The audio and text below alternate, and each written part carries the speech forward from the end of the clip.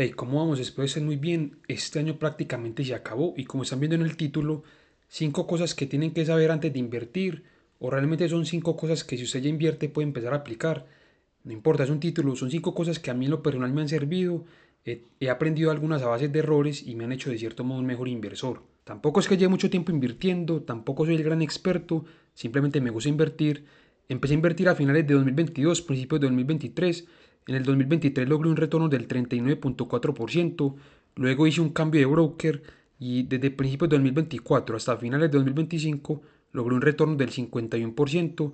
Eso, digamos, un retorno anual y compuesto ajustado para mí del 27.9% comparado con el S&P 500 del 21.2%. Entonces empezamos con los 5 puntos, no les quito mucho más tiempo.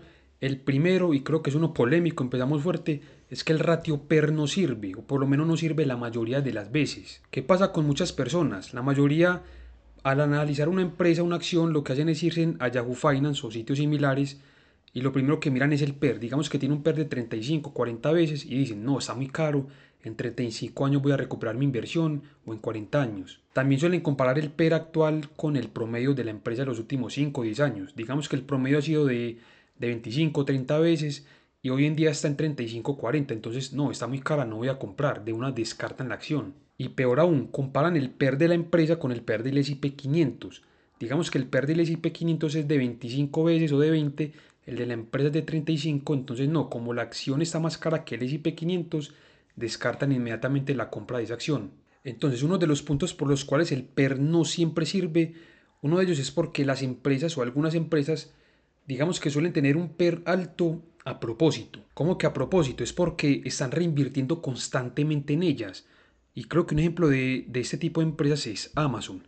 Amazon de lo que gana, que ya es la empresa con más ingresos en el mundo, de lo que gana, reinvierte el 15% aproximadamente en I+D. De por sí ya Amazon es una empresa gigante, es una empresa que lleva siendo de las más grandes del mundo los últimos años.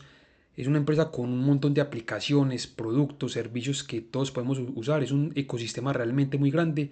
Aún así sigue invirtiendo grandes cantidades en I+D, más de 100 billones al año. Como digo, un 15% de los ingresos. Basta con que Amazon esté conforme con su posición dominante, que de por sí ya lo es, recorte un poco el gasto en I+D y esto hace que el ingreso neto aumente en esa misma proporción. Al aumentar en esa misma proporción, un poco más, un poco menos, dependiendo de otros gastos y otros ingresos, esto hace que la E del PER sea un poco más alta o el denominador sea un poco más alto y el múltiplo empieza a bajar un poco. Otra razón por la cual el PER no siempre sirve es que depende un poco del tipo de empresa que estemos mirando. Una de ellas es empresas que sean holding o empresas que manejen activos. Creo que el mejor ejemplo es Berkshire Hathaway. Si conocen un poco de lo que es un estado de resultados, sabrán que hay una línea o hay unos ítems debajo del ingreso operativo que son como los gastos financieros y hay otro que dice ingresos o gastos no operativos. Aquí las empresas reportan ganancias o pérdidas no realizadas en inversiones que se hacen. Y como sabemos, Berkshire Hathaway le gusta invertir en empresas públicas. Todos sabemos, Apple, Coca-Cola, Chevron, Bank of America y un montón de empresas. Si miramos el año 2022, aquí ocurrió algo bastante particular. Los ingresos crecieron comparado con el año 2021, el ingreso bruto aumentó comparado con el año pasado también, el ingreso operativo aumentó y como les dije, miren esta línea, el non-operating income, que es el ingreso no operativo, fue negativo, de menos 68 billones de dólares aproximadamente. Eso es porque el año 2022 fue un año bastante malo para la bolsa. No me acuerdo cuánto cayó en este momento, si algo les dejo ahí la imagen, pero fue un año bastante negativo para las acciones y esto hizo que el estado de resultados de Berkshire Hathaway sufriera bastante, porque los precios de las acciones, digamos, al ser tan volátiles comparado con los negocios privados que ellos tienen, pues bueno, eso tocaba reflejarlo en ese estado de resultados. Entonces, como digo, esta fluctuación en las acciones, que la gran mayoría perdieron valor, eso hizo que el ingreso neto del año 2022 para Berkshire Hathaway fuera un ingreso neto negativo. O sea, Berkshire Hathaway declaró una pérdida neta en el año 2022. Entonces, según esto, Berkshire Hathaway cerró el año 2022 con un PER negativo, y cosa que bueno, técnicamente sí, pero de hecho el mismo Warren Buffett prefiere analizar su propia empresa por lo que es el ingreso operativo y no el ingreso neto. Por eso mismo, porque las acciones o el precio de las acciones es muy volátil. Otro tipo de empresas en las cuales usar el PER no es una muy buena idea es en empresas que son intensivas en capital o intensivas en el uso de activos. Los activos toca depreciarlos o amortizarlos algunos, entonces si de pronto saben un poco, la depreciación y amortización son gastos, pero son gastos contables, no sale dinero como tal. Pero esos gastos hacen que el ingreso neto o la ganancia neta sea mucho menor. Para ese tipo de empresas lo recomendable, diría yo, es usar otras medidas como el precio flujo de caja libre o precio valor en libros.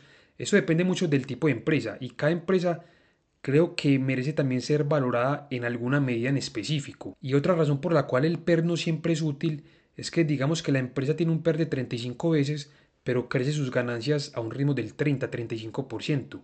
Eso significa que es una empresa con una gran ventaja competitiva, grandes márgenes y en última es un buen negocio. Entonces suele cotizar a un premium o digamos con un PER un poco más alto de lo normal, pero es precisamente por eso, porque es un muy buen negocio. Entonces, este punto de que el ratio PER no sirve o no sirve en la mayoría de las veces es uno de los que más me costó entender, pero creo que aún así sigue siendo importante en algunos casos, como les digo. El segundo punto o la segunda cosa es que el tamaño de la posición importa más que la valoración. Esta es una frase que se le atribuye a George Soros y creo que es bastante buena para el momento. Dice algo como que lo que importa no es si estás en lo correcto o no, sino que importa cuánto ganas cuando estás en lo correcto y cuándo perdes cuando estás equivocado. Ahora, tampoco estoy diciendo que la valoración no importe, de hecho es de las cosas más importantes, pero usted puede encontrar una empresa que esté justamente valorada o que esté barata, puede ser un muy buen negocio, pero si usted no le hace una gran posición dentro de su portafolio, un gran porcentaje, las ganancias no van a significar mucho para el portafolio en total. Para usted ver realmente ganancias significativas en su portafolio, digamos ya ponderando todas las posiciones, es importante tener en cuenta una cosa, estar convencido. Ahora otro punto, no tenga miedo de comprar en máximos históricos. No significa que porque una acción está en máximos está cara, pero tampoco significa que porque una acción esté en máximos históricos siempre esté barata. También hay que tomar en cuenta el contexto. Me llegó a pasar, por ejemplo, con una empresa que tengo que es Visa. Yo compré Visa en máximos históricos y aún así la acción ha crecido a lo largo del día que la compré. Ahora, ¿cómo es posible que una acción esté en máximos históricos y aún así esté barata? Son cosas del mercado. Bueno, realmente es porque el precio de la acción sube en menor medida que las ganancias por acción si usamos el PER o el flujo de caja libre por acción si usamos cualquier otra métrica. Como el numerador sube en menor medida que el denominador, entonces el PER se empieza a contraer y eso hace que realmente esté barato. Pero entonces, vuelvo a lo que dije en un momento, para ese punto, no siempre significa que porque una acción esté en máximos está cara. Y lo que hacen muchas personas es ir a mirar el gráfico de la acción y como la acción está en máximos, dicen, no, voy a esperar a que baje un poco para comprar. Y creo que es un grave error porque nunca sabemos cuándo va a bajar una acción. Cuarta cosa importante, las empresas grandes pueden seguir siendo grandes. De hecho, este fue uno de los temas que traté en un video ya hace algunos meses, hace unos videos, les recomiendo que lo vean. Pero mucha gente tiene esta filosofía, que no voy a invertir en Apple, en Nvidia, en Microsoft, porque ya Nvidia logró los 5 trillones de dólares, ¿qué más va a crecer? Apple es una empresa ya muy madura, Microsoft también, ya son demasiado grandes. Creo que es un error. Esto lleva a que cambien su estilo de inversión. No voy a invertir en las más grandes porque ya todo el mundo invierte en ellas, entonces me voy a enfocar en empresas pequeñas, en small caps o en mid caps o en empresas que no pasen de los 100 billones de dólares, por poner un ejemplo. Si bien es cierto que una small cap o una mid cap tienen más potencial de crecimiento, también tiene más riesgo. Este año Google, que pertenece al grupo de las 7 magníficas, es una empresa ya realmente muy grande, ha crecido más de un 55% y siendo ya de las empresas más grandes del mundo, como lo digo. En ocasiones estas grandes empresas ya tan consolidadas, que están donde están porque son muy buenas empresas, se pueden encontrar baratas y también pueden seguir creciendo a buenos ritmos. Y el último punto, un poco raro, tenga vida social, es decir, no se ponga a mirar los precios de la acción todos los días, a no ser que usted sea trader y que supongo que el trading requiere un poco más estar pegado a una pantalla. Si usted invierte a largo plazo, no hace falta que esté mirando los precios de la acción todos los días. Esto afecta su pensamiento a largo plazo y lo vuelve más cortoplacista. El estar mirando los precios todos los días le hace creer a usted que un movimiento del 1%, 2%, 5% son movimientos significativos y realmente no es así. Yo tampoco es que haya vivido una caída estructural del mercado, digamos que haya presenciado una burbuja o alguna crisis como la del 2008. La caída más brusca que he vivido fue en abril cuando Trump anunció lo de los aranceles, pero eso se recuperó prácticamente a los días porque él reversó como esa decisión un poco.